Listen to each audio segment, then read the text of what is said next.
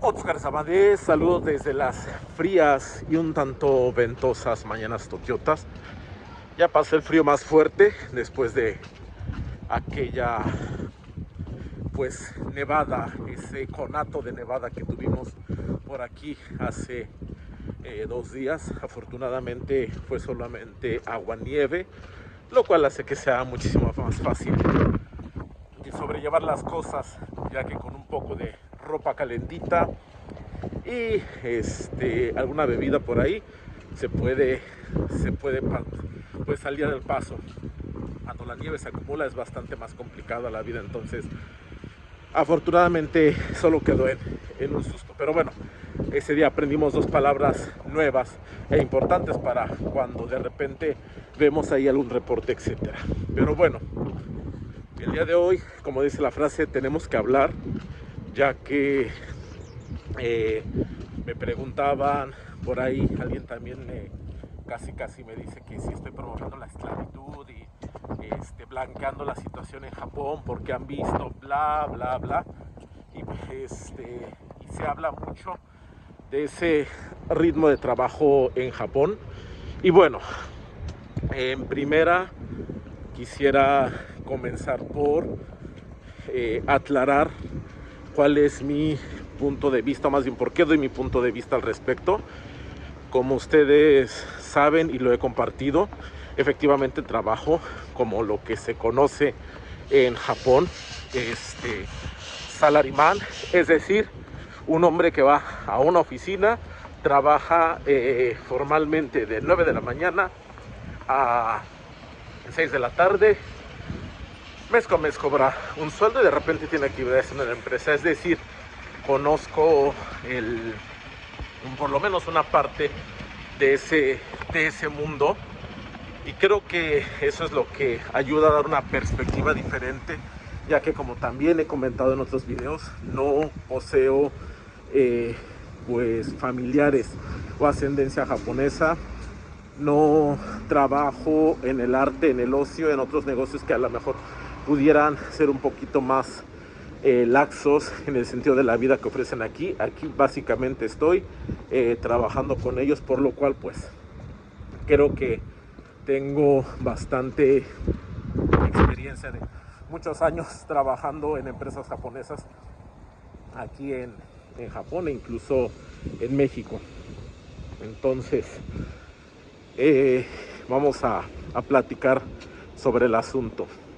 Ya, claro, incluso yo puedo decir, soy un salaryman tokiota. A lo mejor en otras prefecturas, en otros ambientes, estados, la situación puede ser diferente, influido por el tipo de cultura de personas. Sé que en el área de Kansai es diferente el carácter mismo de los locales, entonces pues pudiera ser una perspectiva diferente también en esa zona. Pero bueno, yo comparto lo que es la vida del salaryman aquí en Tokio. Y bueno, hablando de la palabra que utilizan, la de ser un dore, un esclavo, creo que no aplica en muchos sentidos. En otros a lo mejor pudiera ser algo complicado, ya que, y lo hablamos en un video no hace mucho, acerca de las Black Kigyo, las empresas negras, pronuncia Kigyo, por cierto, y estas empresas que tienen, sí, efectivamente, políticas y prácticas éticas bastante dudosas. De hecho, también platicamos que muchas veces esto se da cuando trabajamos en empresas con un número de empleados muy pequeño, ya que todas las tareas se tienen que dividir entre ese poco número de empleados. Entonces hace que sea la situación un poco más complicada. Sin embargo, creo que algo importante es que cuando uno viene de una cultura diferente, más como la latina, peor aún, en un buen sentido, la europea, la estadounidense, no sé qué tanto la canadiense, y sí no sabría porque no tengo tantas referencias, solemos ser más asertivos, es decir, expresar lo que lo que no nos parece. Y sí, efectivamente, para muchos locales será un choque, pero también eso hace que de repente poco a poco vayan cambiando algunas situaciones, por lo menos para nosotros. Otra cosa importante, cuando escucho, no, es que si vienes a trabajar a Japón te van a esclavizar. Bueno, en el sentido estricto para quien trabaja como salaryman, es algo pues con un poco de lógica. Ellos te hacen una entrevista. Desde el primer momento de la entrevista saben que no eres de aquí. O sea, no se necesita mucho para darse cuenta de ello. Entonces saben que están contratando a un extranjero, por lo menos los que te contratan.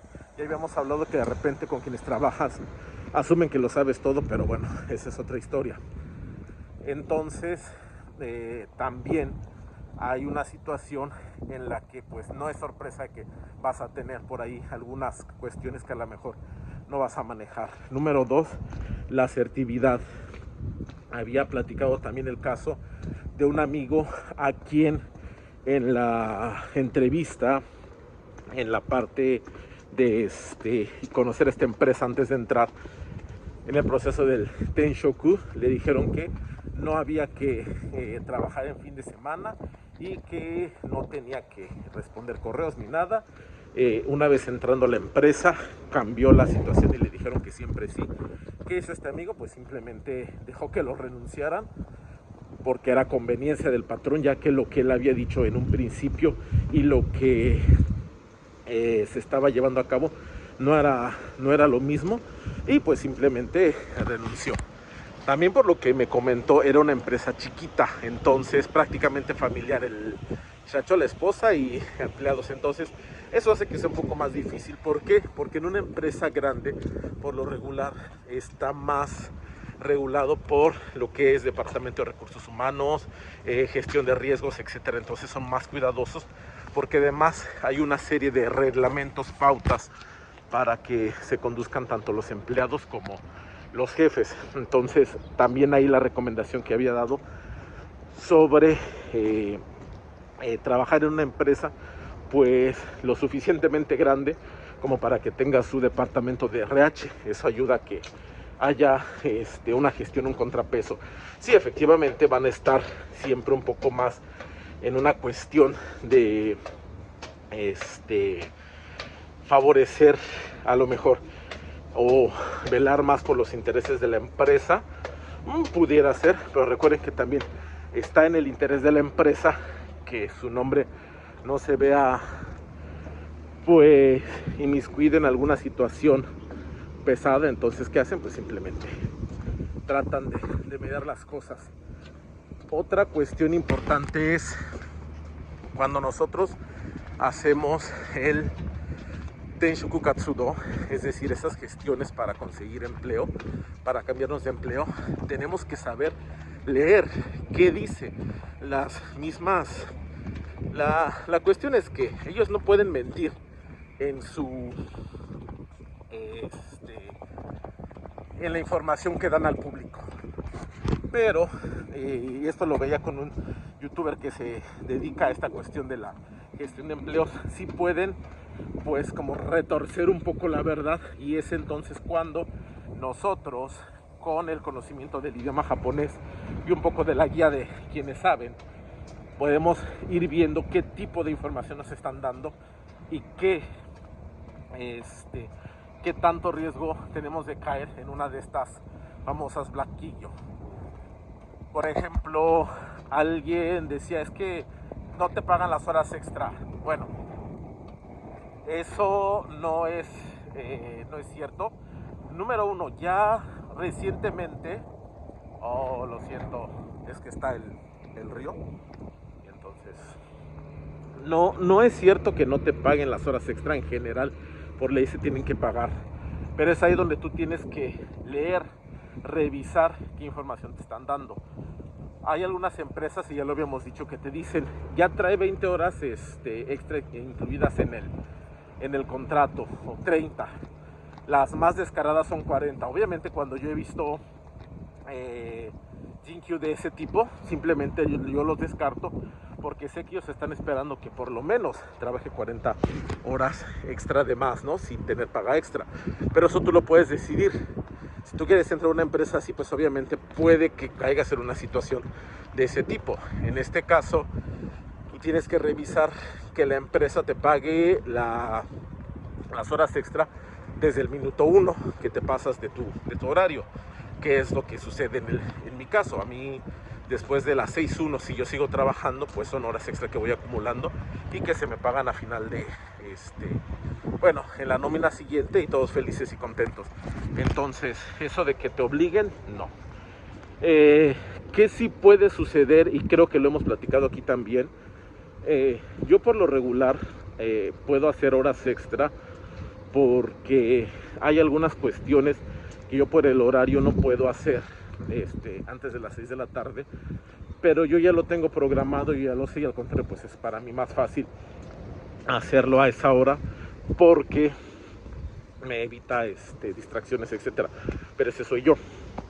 Ahí tengo amigos que da su hora de salida y sin ningún problema se salen, y siempre y cuando hayan cumplido con sus tareas, o a lo mejor no has acabado, pero simplemente aplicas el Jorenzo, le avisas a tu jefe, sabes que no he acabado, lo dejo para mañana, si no hay problema, adelante, ¿no? Y si no, pues a lo mejor si es una emergencia, etcétera, etcétera, pues podría ser que efectivamente tengas que trabajar un poco más. Para eso también hay que empezar a dejar claros cuáles son las emergencias. También lo he platicado, hay veces que me dicen, es que la impresora no funcionó en todo el día y quiero que me la arregles a las 6 de la tarde. Y le digo, bueno, todo el día no la necesitaste, entonces no creo que la necesitas ahora que ya cerraste. Si quieres te abro el ticket mañana a primera hora y listo, no hay ningún problema. Al principio para ellos es un poco choqueante, no están acostumbrados, pero es a lo que vamos. Tú como no japonés puedes ser asertivo y decirle, no lo voy a hacer, y negociarlo y listo, no va a haber mayor problema. Otra cuestión importante con eso de las horas extra, de que si no se va el jefe, tú no puedes irte, eso ya está cambiando. Efectivamente, las empresas más Showa, que afortunadamente ya están en extinción porque las mismas empresas están cambiando, pues simplemente incluso cuando se tiene algo que hacer, pues dices, sabes qué, muchas gracias, con anterioridad, sabes que el día de mañana yo tengo un compromiso de evento, etcétera. Entonces, eso de que todas las empresas japonesas son unas entrevistas, creo que no. De hecho, tengo conocidos que pasan a veces meses trabajando fuera de Japón y no tienen ningún problema. Entonces, bueno, pues ahí está la situación.